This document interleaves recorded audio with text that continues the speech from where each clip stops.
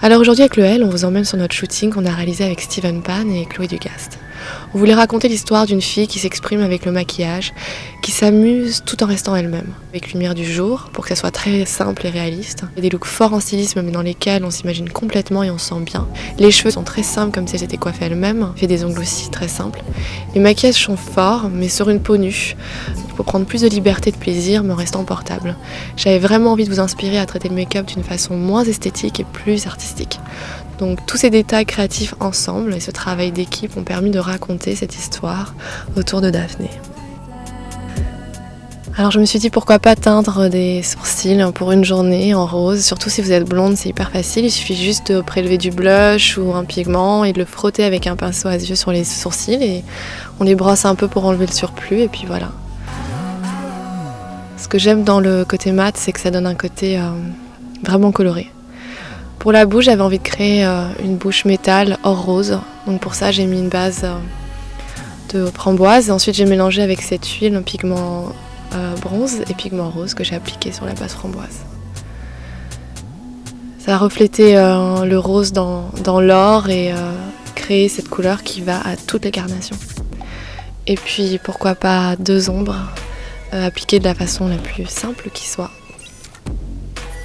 Rose et mauve.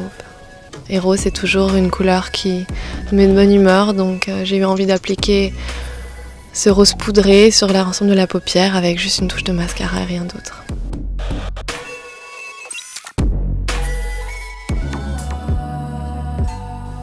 Évidemment des paillettes, donc j'ai juste appliqué des paillettes roses.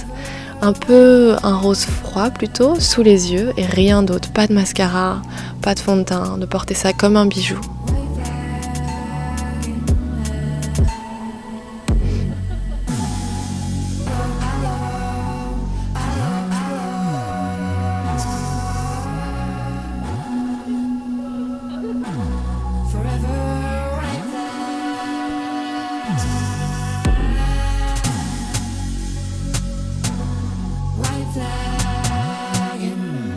J'ai juste mis des reflets holographiques sur la pommette et porté ça vraiment comme un look en soi.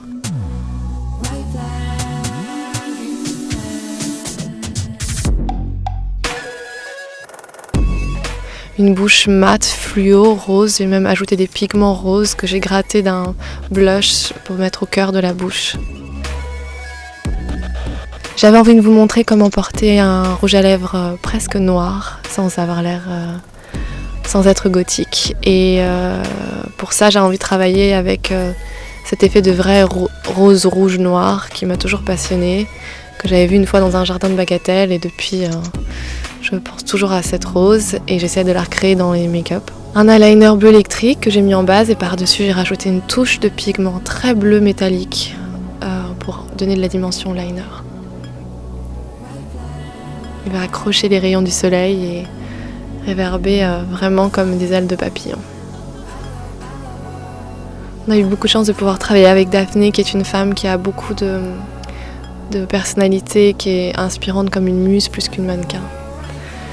Là j'ai voulu travailler un duo, c'est-à-dire travailler une base rose métallique et d'ajouter au cœur cette texture or rose encore et de l'appliquer au cœur, d'avoir 2 textures différentes et 2 couleurs différentes sur les mêmes yeux.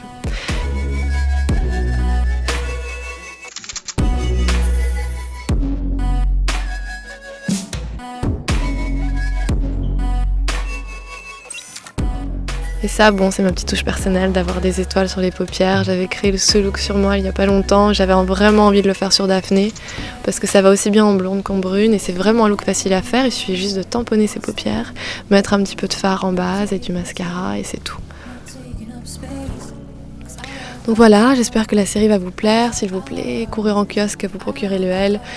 Cette série, on l'a faite pour vous et on a très envie de savoir ce que vous en pensez. Donc partagez avec nous toutes vos réactions et on a hâte de vous lire.